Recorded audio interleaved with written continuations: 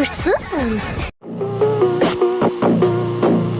Ne kadar mükemmel olduğumu özellikle kendimi sizlerle kıyaslayınca fark ediyorum. Resmen sizlerin arasında parlayan bir elmas gibiyim. Görkemli, haşmetli, şanlı ve kudretliyim.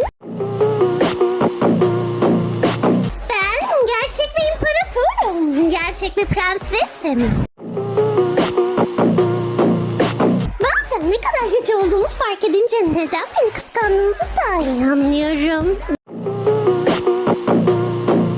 Benim kadar gücü olmadığınız için beni kıskanıyorsunuz. Son olarak size günün sözünü söylemek istiyorum. Erkekler bir otobüs gibidir. Birini kaçırdığın zaman diğerini yakalarsın.